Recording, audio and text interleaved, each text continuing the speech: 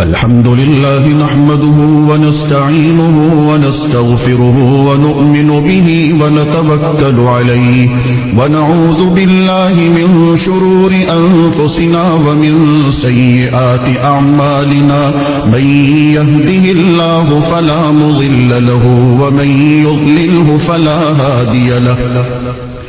ونشهد أن لا إله إلا الله وحده لا شريك له ونشهد أن سيدنا وسندنا ونبينا ومولانا محمدا عبده ورسوله أرسله بالحق بشيرا ونذيرا وداعيا إلى الله بإذنه وسراجا منيرا وصلى الله تعالى على خير خلقه محمد وعلى آله وأصحابه وبارك وسلم تسليما كثيرا كثيرا أما بعد فأعوذ بالله من الشيطان الرجيم بسم الله الرحمن الرحيم إن الله وملائكته يصلون على النبي يا أيها الذين آمنوا صلوا عليه وسلموا تسليما اللهم صل على سيدنا محمد وعلى آل سيدنا محمد بعدد من صلى وصام وصل كذلك على جميع الأنبياء والمرسلين وعلى الملائكة المقربين وعلى عباد الله الصالحين خصوصا على سيد المتقين والأبرار صاحب النبي في الغار والمزار أفضل الصحابة بالتحقيق خليفة النبي بلا فصل إمامنا أبي بكر الصديق رضي الله تعالى عنه وعلى الناطق بالصواب والعادل بالكتاب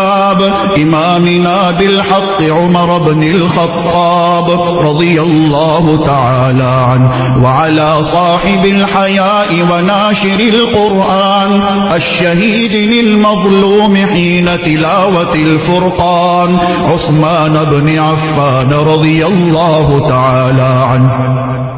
وعلى صاحب السيف والقضاء وناشر العلم والهدى أسد الله الغالب إمامنا علي بن أبي طالب رضي الله تعالى عنه وعلى السيدين السندين السعيدين الشهيدين أبي محمد الحسن وأبي عبد الله الحسين رضي الله تعالى عنهما وعلى سيدات الطاهرات بنات النبي المصطفى وأهل بيته المطهرة رضي الله تعالى عنهن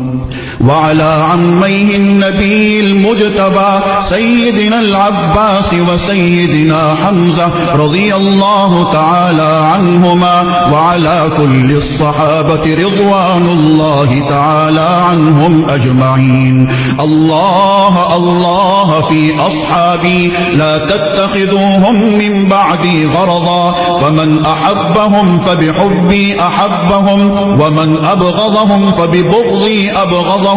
وخير أمتي قرني ثم الذين يلونهم ثم الذين يلونهم تعادلوا عباد الله رحمكم الله إن الله يأمر بالعدل والإحسان وإيتاء ذي القربى وينهى عن الفحشاء والمنكر والبغي يعظكم لعلكم تذكرون اذكروا الله العلي العظيم الكريم يذكركم وادعوه يستجب لكم ولذكر الله تعالى أعلى وأولى وأعز وأجل وأتم وأهم وأعظم وأكبر والله يعلم ما تصنعون